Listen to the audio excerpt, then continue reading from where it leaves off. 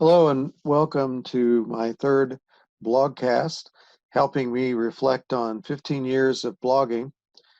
Today I'm going to interview Greg Thornbury, and Greg and I are going to discuss some of our thoughts about celebrity Christians. We're going to talk about political matters, particularly as it relates to the involvement of evangelicals.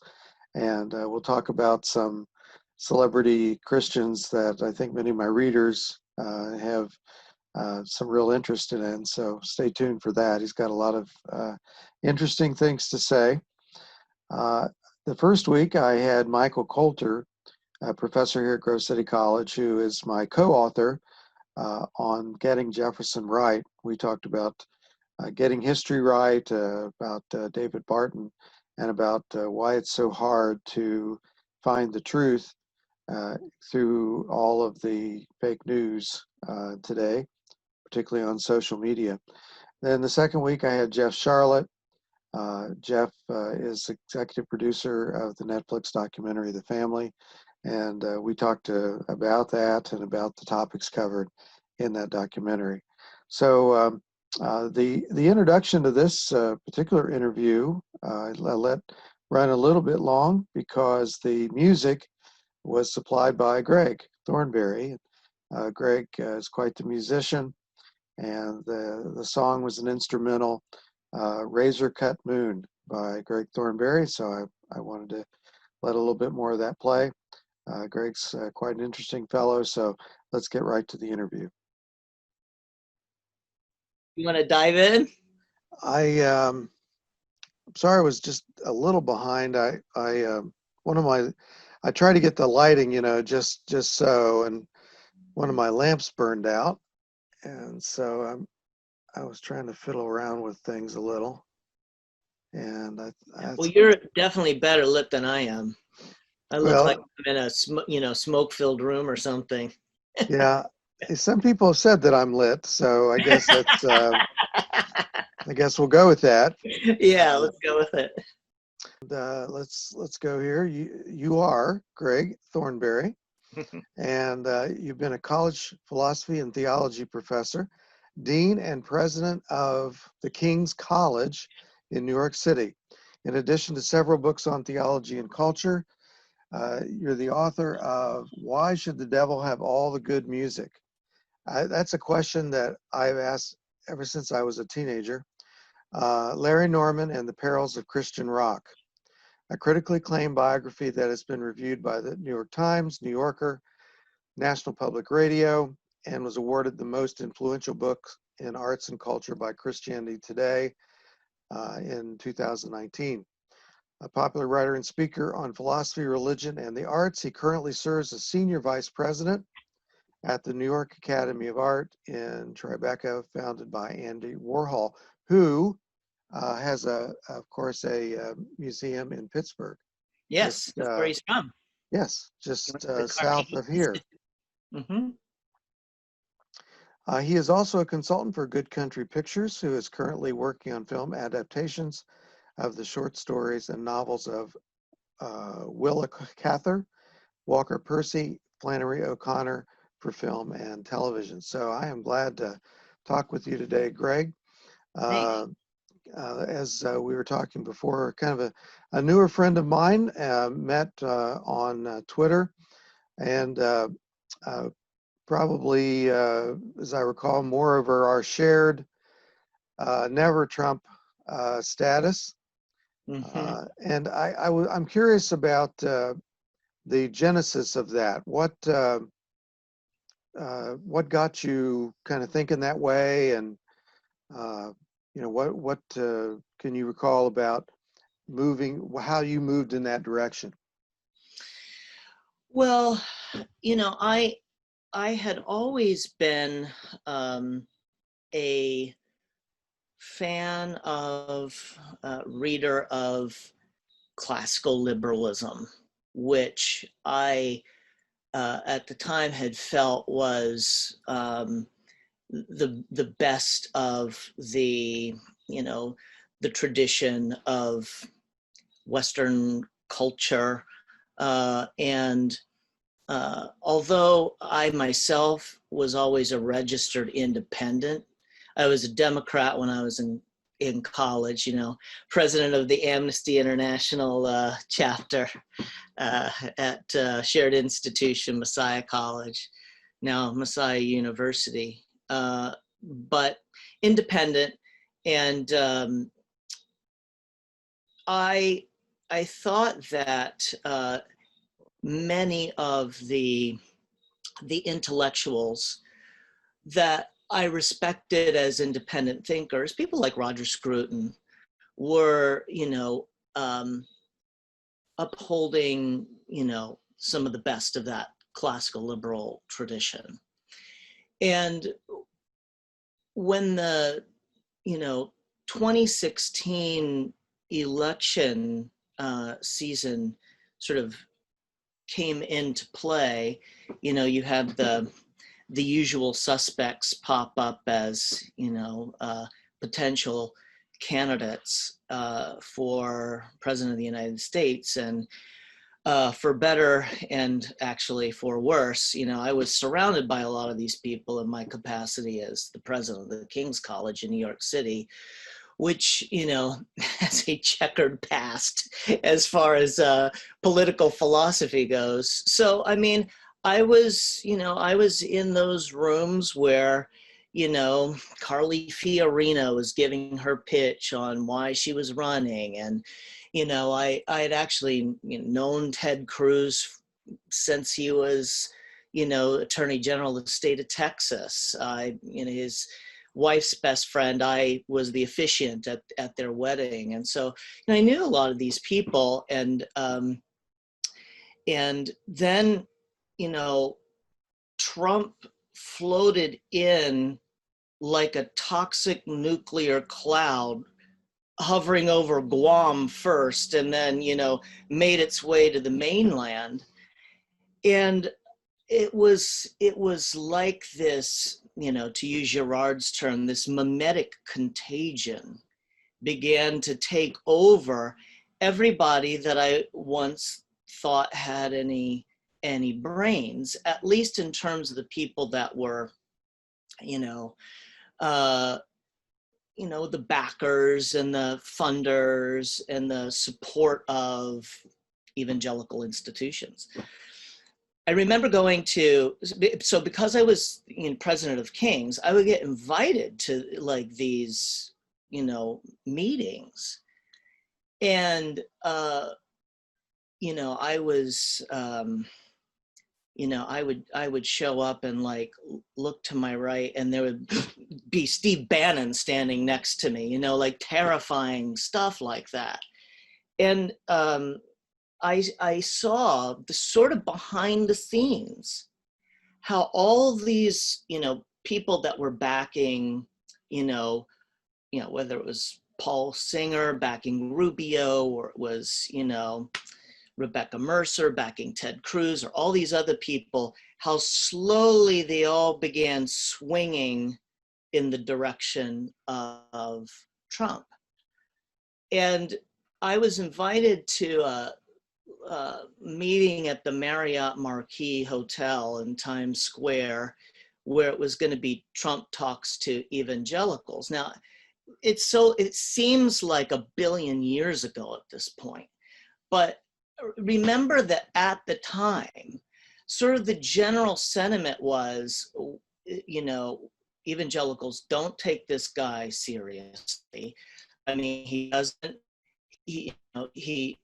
doesn't know anything about Christianity or the Bible. We've all remember those embarrassing interviews where he was asked, do you have a favorite verse of the Bible? Like, the Bible's the most important book to me ever. Can you remember a verse? Two Corinthians walked into a bar, all of these sort of, like, I've never had to confess anything in my life because, the only mistake I ever made was I thought I was wrong, but I wasn't, and so I went to this thing just to kind of like watch the schlock train wreck happen. And I show up to this thing and I had no idea how big it was going to be. It wound up being, I don't know, maybe 500 or 600 people. And while I was there, you had to stand in line, go through this security check. This is in the summer, early summer or spring of 2016. And I really knew what I was dealing with when I saw Morris Cerullo, this decrepit, being held together by wires, kind of like Jeremy Bentham-esque.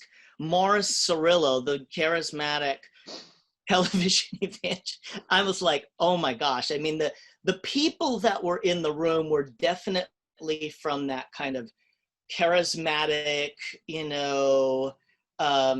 all these little independent nonprofit, political action type things, like super right wing. And I saw a friend of mine, Father Marcel, who's a Catholic priest, and he's a philosopher. And so we stood together in line, and we were just kind of like incredulous. And, but then when it happened, when the meeting actually occurred, I realized that this was like a coordinated, it was like pro wrestling. This was kayfabe. I mean, this was all, the outcome was decided that, this wasn't a shoot. This wasn't even, Trump trying to make his case to evangelicals. This was Franklin Graham comes out and gives his blessing, and George Barna comes out and says how bad the culture is, and secularism is going to crush you into smithereens. And then, Jerry Falwell Jr. comes out and says, this is this guy would have been the anointed one of, my father's legacy. And Mike Huckabee comes out with, the aw shucks, you beat me in the primaries, but now, and I walked out of there and I was like, oh no, like this is a massive steam train going. And then one by one, I saw all of the money go in the direction of Trump. I mean, it was like everybody pulled back from anybody else. And, I was like, this is really bad. I mean, I was always never Trump, but I was in bad shape because I was at an institution where literally every single one of my trustees and major donors were getting on board of the Trump train. So, I mean, that's why I quit. So then what? I mean, well, what do you mean? So then what? I mean, well, what do you do at that point? Well, I mean, listen, I mean, it just, you have this, it's like the stages of grief, you have, first of all, just you're catatonic because, you can't believe that this has happened. I remember, there's certain moments I remember so vividly. I saw Russell Moore, who had been such a bellwether, against Trump in the run up to the campaign. I saw him on like maybe 2 days before the election in Columbus Circle. He was going to be on Anderson Cooper, CNN. And we sat down and had a coffee, and he was just absolutely cocksure. There is no way that Trump could win, no way. And he did not want Trump to win, obviously, but I don't know that you could say that obviously because, but he really thought that, well, the aftermath will be that we can at least have a voice in the Clinton administration. During that conversation, though, he got a cell phone call from Mike Pence. So it's not like he was totally separated from it, but he was sure that they were going to lose. And I talked to Scott Rasmussen, and he was just like, it's just, there's there's some really, really crazy things would have to happen. And then we all woke up and, stayed up until 3 or 4 in the morning. And we were all just like, and there is Steve Bannon standing on stage with Trump, And I had been, by the way, I mean, this was in the Rolling Stone article that Alex Morris did, there was just a real concerted effort during the campaign to recruit the swing evangelicals, the Ryan Andersons and the John Stone Streets and that kind of crowd that had kind of hung back and, were like, we think Trump is gross, but there was a full court press done there too to try to, and then by the end, we know the 81% voted for him. So at that point, I was like, I'm toast, because I was in a position of having to raise $10 million in cash every year just to keep the lights on at King's.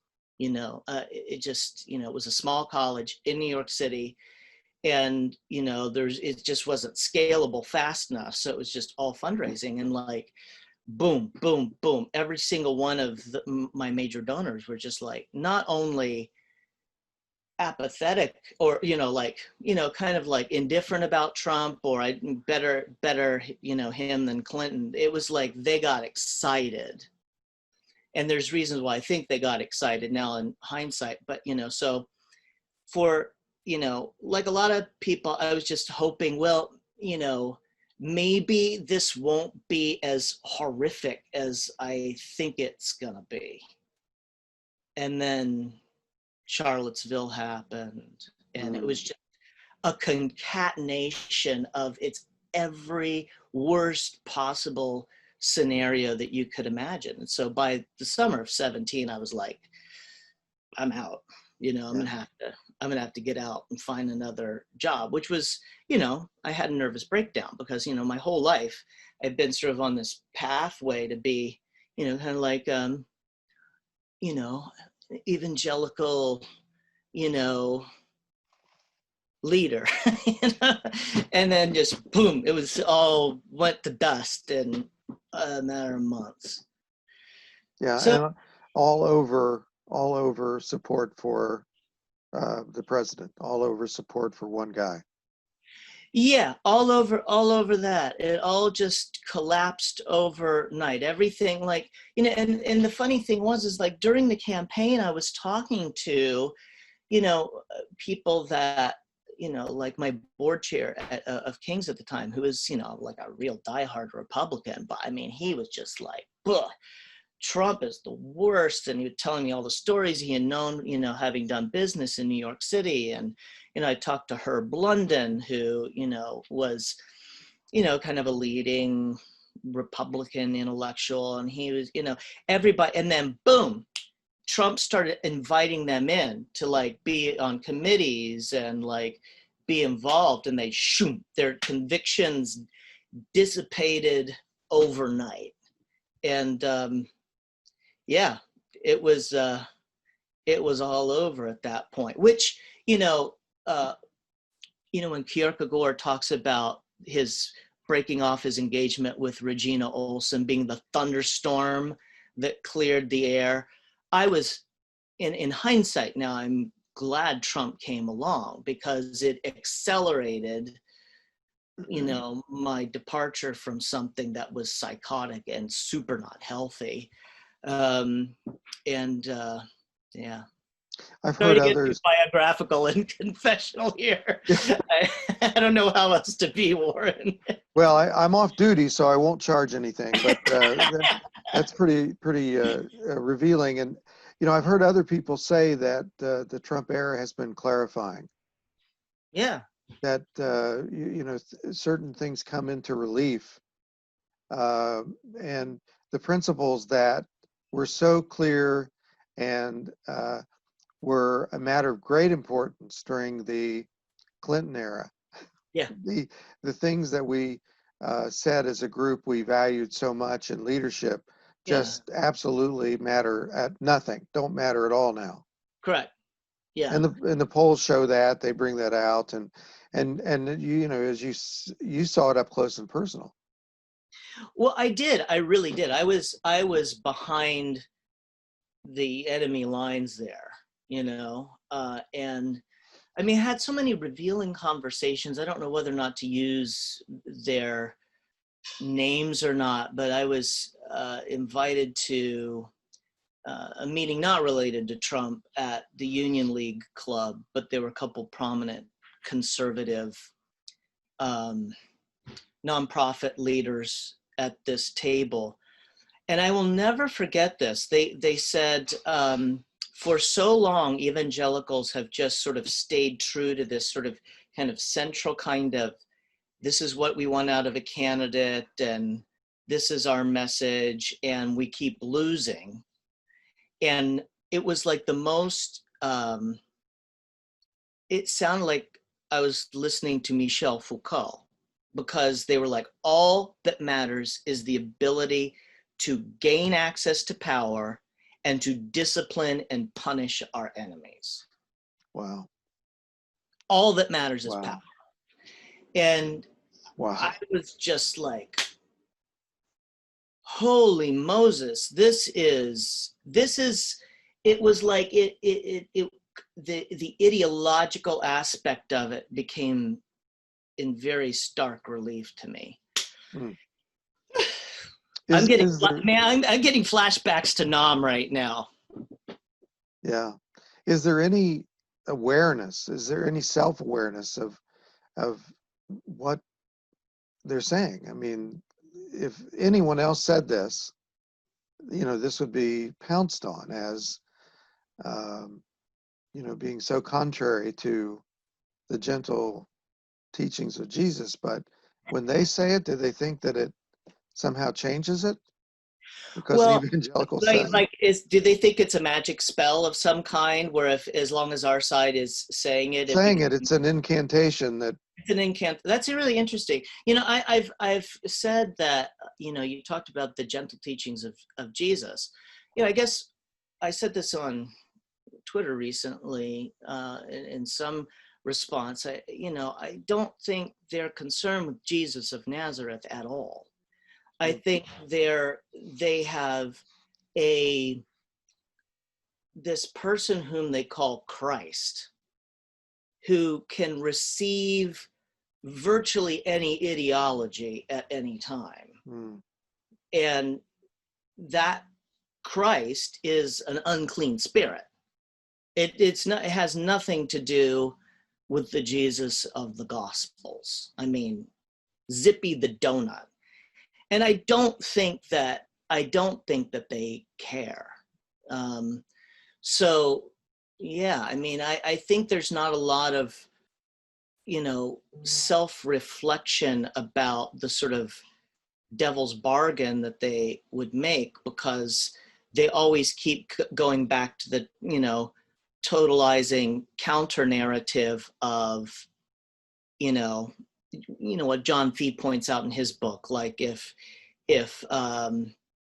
Trump doesn't win, America is over. Yeah. Devastated. Yeah. Scorched earth, and but they would never in public say these things, but in private they, sure did say them.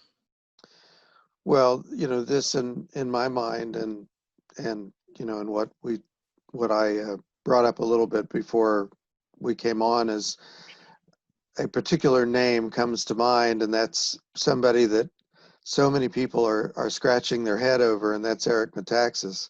Yeah. What happened? I'm a proud member of the Eric Metaxas block party. Like so many thousand Twitter users are, we say one thing and we get blocked. Eric actually passed away in 2012 and was re-inhabited by tiny micro robots, which are now controlling his body like a Weekend at Bernie's situation.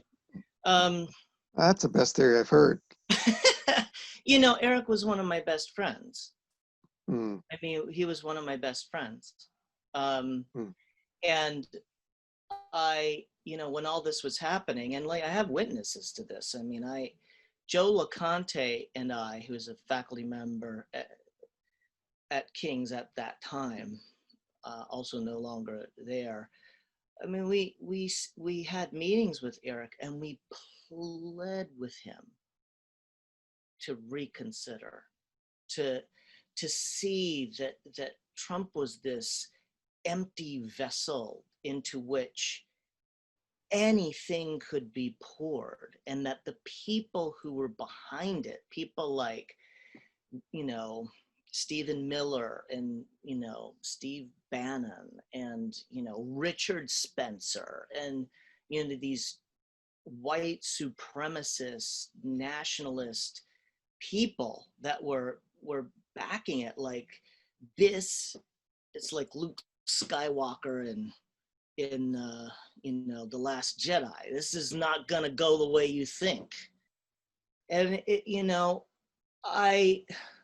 it's really one of the most difficult things for me to talk about, because I think that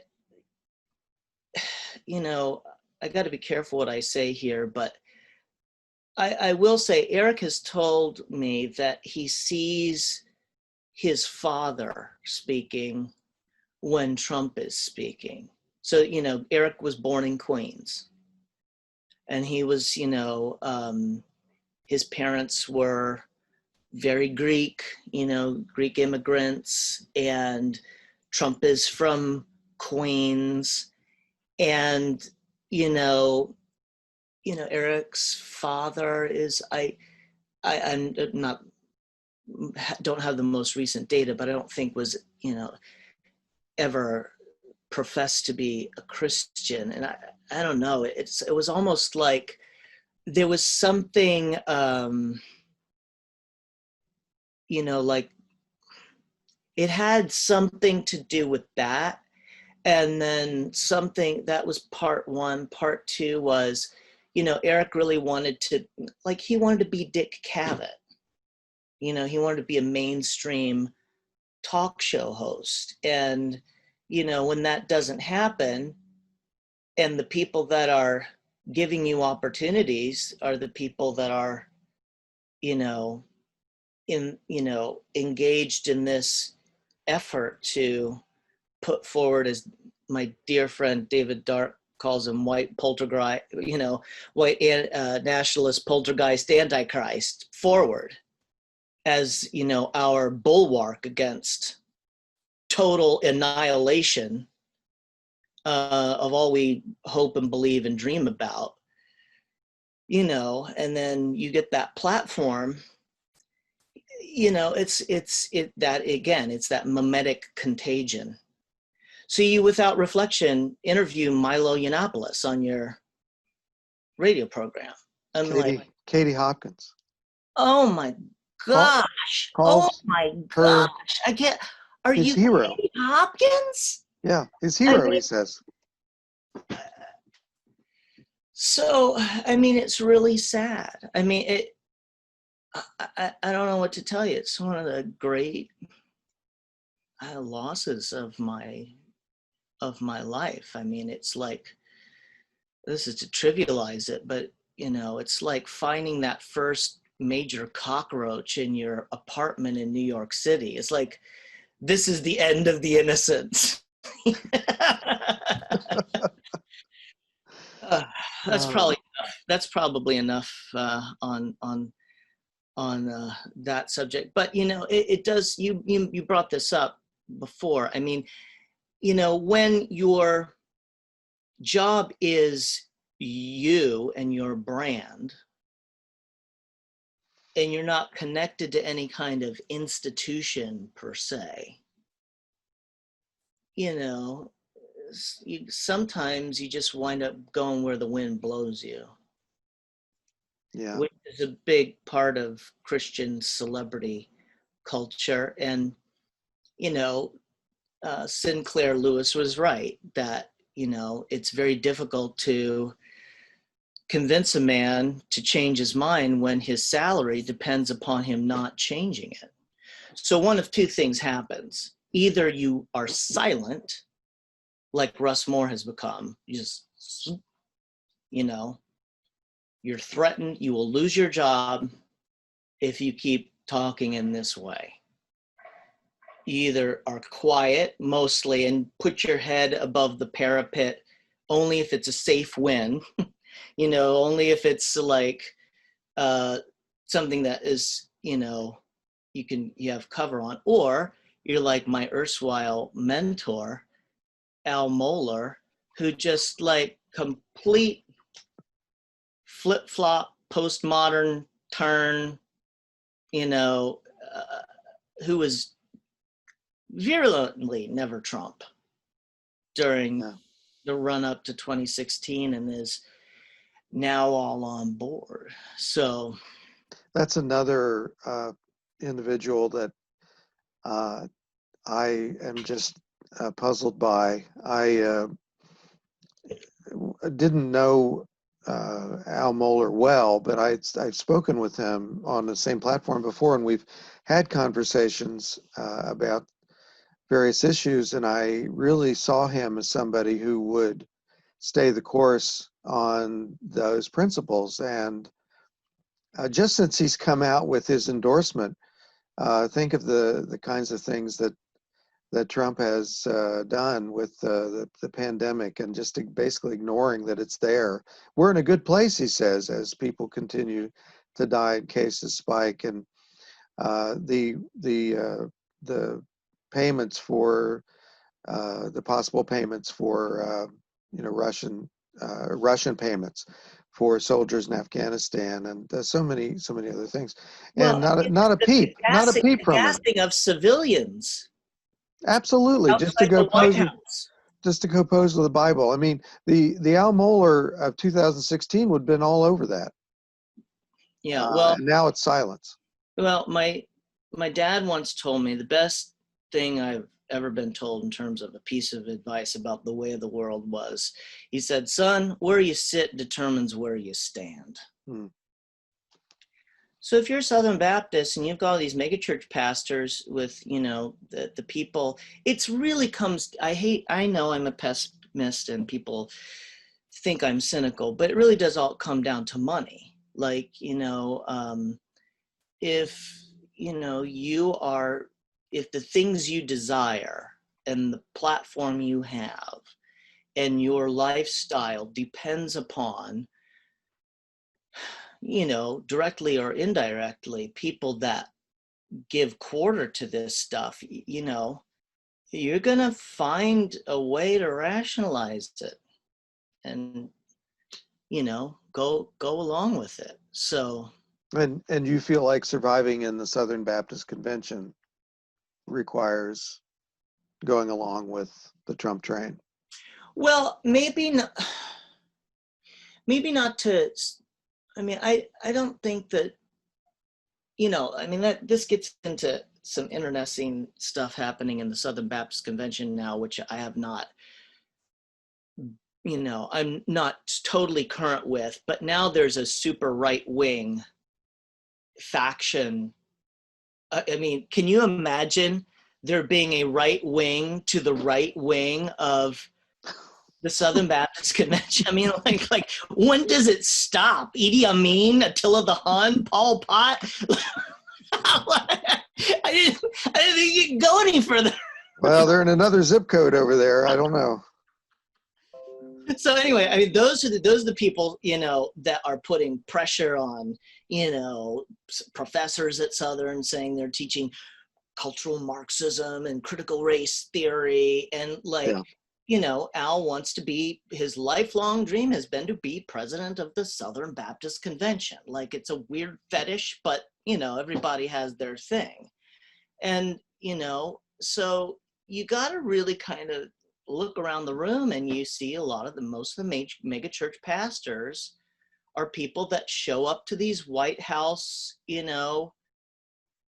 prayer meetings with evangelicals, and it's the Jack Grahams and Robert Jeffresses and the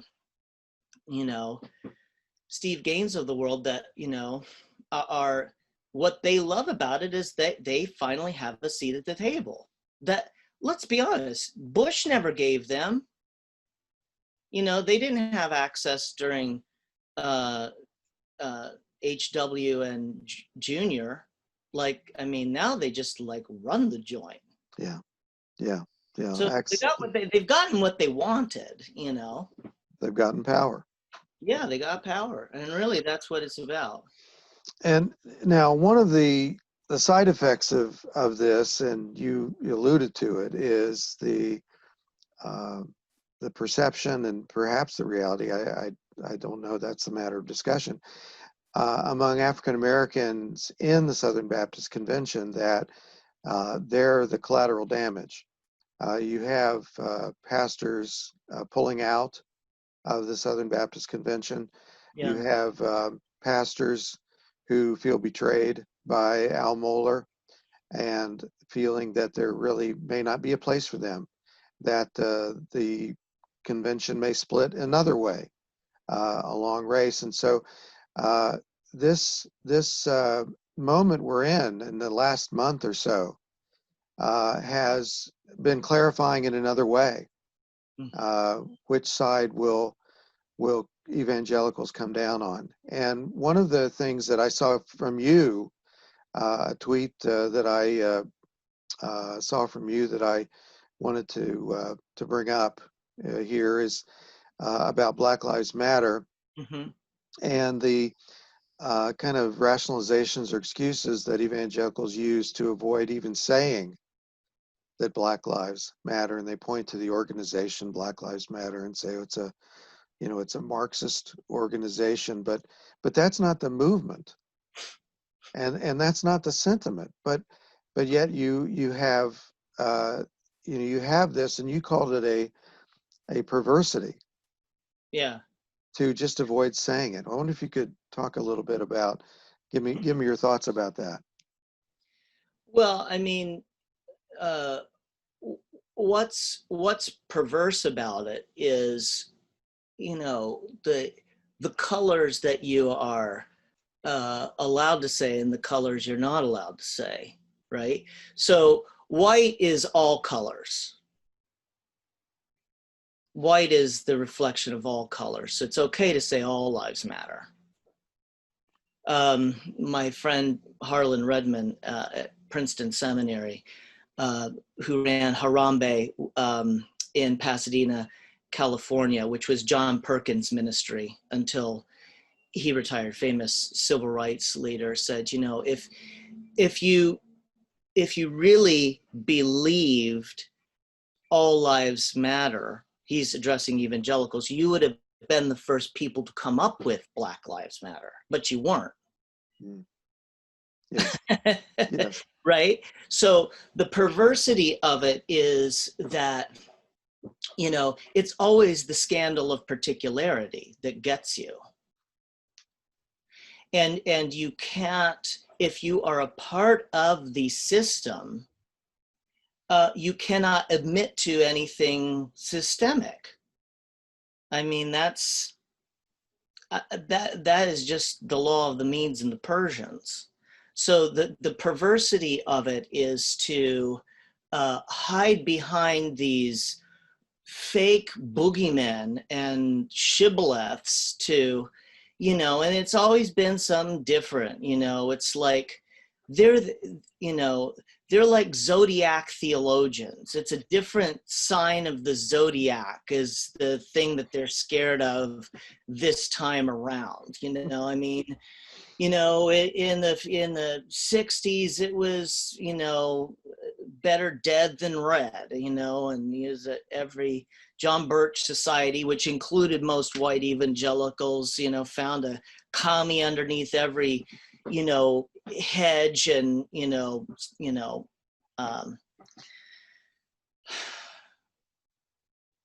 bush, you know, and then, you know, then it's, you know, in the 1970s,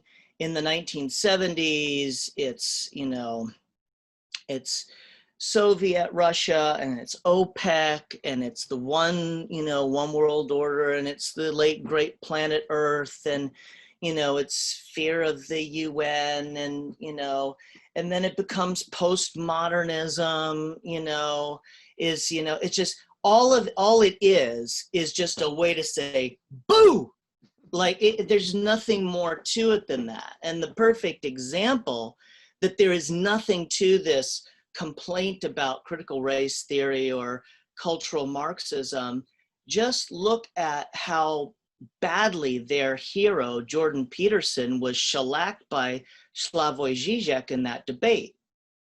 He had absolutely no idea what Marxism was in the first place, or is today. I mean, he was like basically given a series of reading assignments by Žižek. He was embarrassed. Yes. And so it doesn't go any deeper than that. It's just a way of saying boo and scaring people, and they're not reflective enough to see that, okay, like, let's say that your real fear is this is the thing that Žižek brought up at the beginning of that debate. Jordan Peterson loves to quote the brothers Karamazov. Every single evangelical apologist has quoted this at some point, while pounding their fist on the lectern, if God is dead, everything is permissible. And Žižek quoted Andrei Gluckman, who said, but it's trivially true, because the reverse is also true. If you think God is on your side, if God exists and we're for him, everything is permissible. So you can kill people at the border, you can gas people in Washington, D.C., you can detain people like Reality Winner, for any reason, because, we're standing up for, what we perceive as truth, justice, in the American way. And, Trump's cheering on concentration camps for Muslims in China. Mm-hmm. It's a false, it's not thoughtful in any way. It doesn't engage with history in any meaningful way. And, but it's a good shtick. It has the sound of working. Yes, it has the sound of scholarship or of thoughtfulness. And that's one of the most popular posts on my blog is my critique of Jordan Peterson on white privilege. Oh. I wrote it some time ago. I need to read that. But it's still week in and week out one of the top posts as far as page views. People are just interested in hearing another approach, I guess. But he's searched for, and that concept is searched for, and it seems to me that his argument is to describe white privilege and just say you can't do that. There's really very little argumentation or evidence that it doesn't exist, other than he just says you can't do it. Well, it's like, I mean, now we know, the poor guy was heavily medicated the whole time. So maybe we cut Jordan Peterson some slack for the fact that, he probably was addled a little bit on all of that pain medication. So maybe that's why you're making sloppy arguments. But like, I mean, that is the laziest, his thing, like, clean up your room, his rule thing, if all you need to do is reach the individual, and then that you will reach society, and there are no such thing as systems, it's all the individual. Well, like, nobody says that about asbestos. Like, let's make it up to an individual decision as to whether or not we leave this building filled with asbestos or not. We just leave it up to the, or lead gas and lead in paint. No, we're just gonna, like, we think the market should decide whether or not, no, we know people die from this.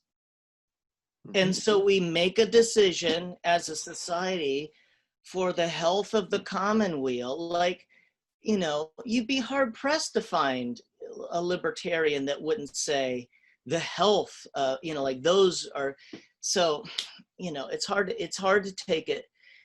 take it seriously. And listen, I realize why people like us are, so offensive to that sort of hoi polloi, because, they view us as egghead academics who are out of touch, and, we're in our ivory towers. And I mean, I get it, but, that doesn't mean that it's not pretty thin gruel that they're dishing out there. So, what would Larry Norman say at a time like this? Well, I mean, WWLND or something. Well, Larry was, he was at the vanguard of all of this, because he was the one saying to the church in the late 60s and early 70s, you've got a race problem that is a fundamental barrier to your witness to Jesus. He was the one protesting the American war machine as a way of adjudicating international policy. And he was an equal opportunity offender. I mean, he went after, the mainstream news outlets, as, just like he went after, preachers and the like. But, he was asking those questions of, why did we spend $247 billion on a moonshot when, we're facing down this gun barrel of a terrible economic, recession.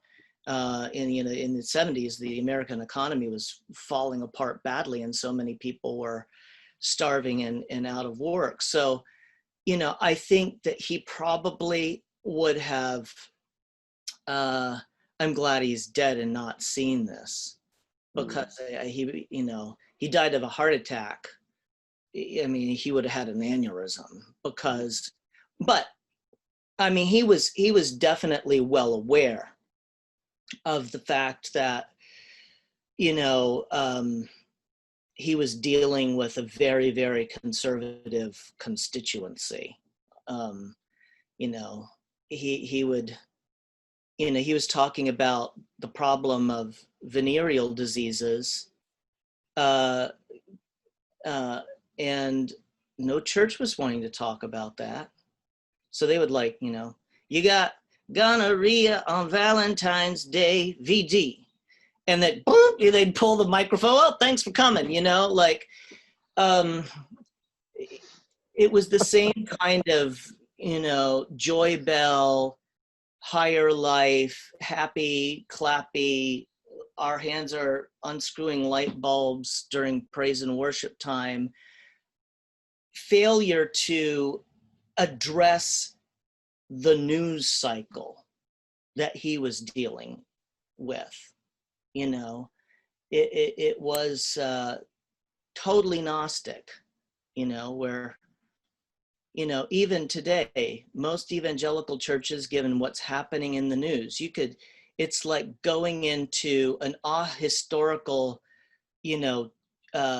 vacuum chamber on Sunday morning. Like, you would never know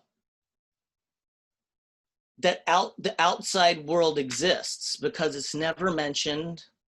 It's this very narrow band of, things that try to help us cope with our own personal,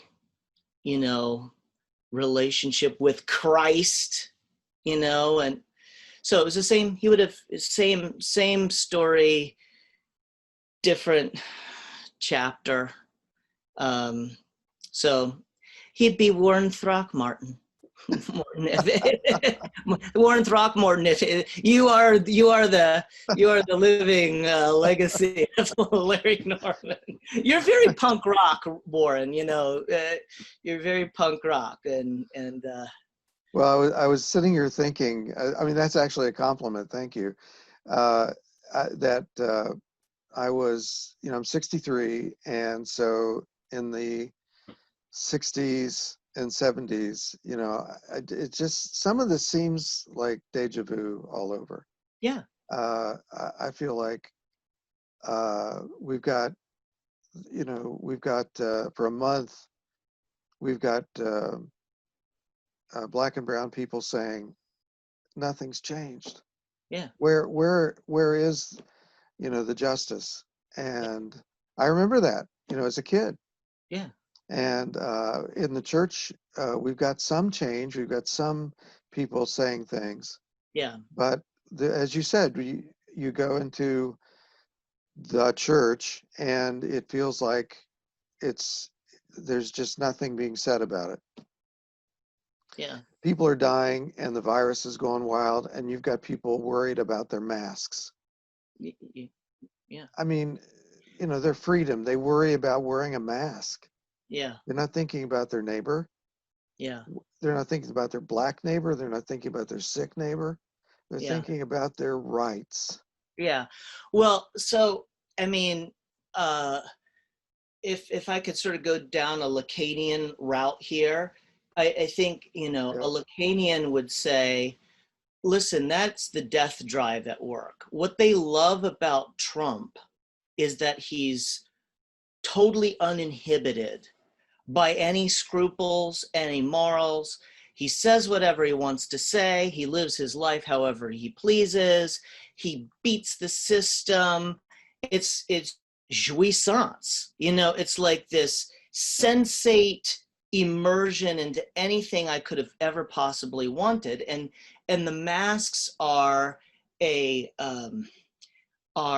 feeling of, you're trying to prevent me from my jouissance, my American dream of pursuing my pleasures. And that's why they love Trump, because he gets away with it every time. Nothing sticks to him, and he's totally against anything that would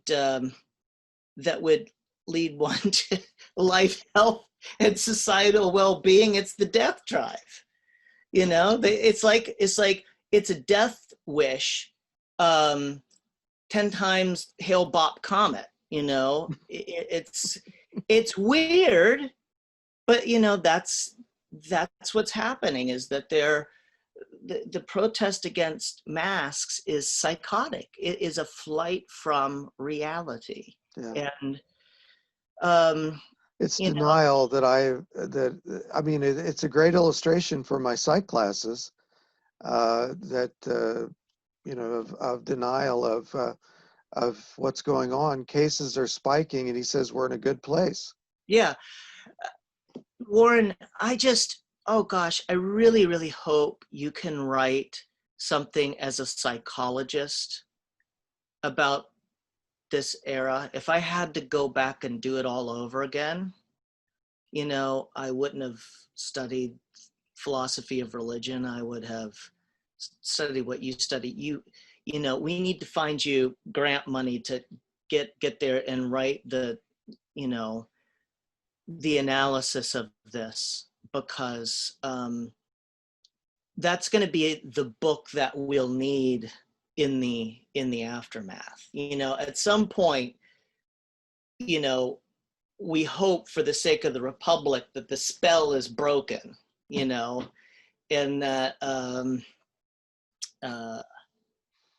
it's always winter and never Christmas. At some point, the White Witch will will lose the power to control Narnia, and people will start saying, wait a minute, how did I get involved in that? And there's got to be a psychological, anthropological explanation for it, because I'm not finding theological or or philosophical things to be that satisfying in terms of explaining it right now.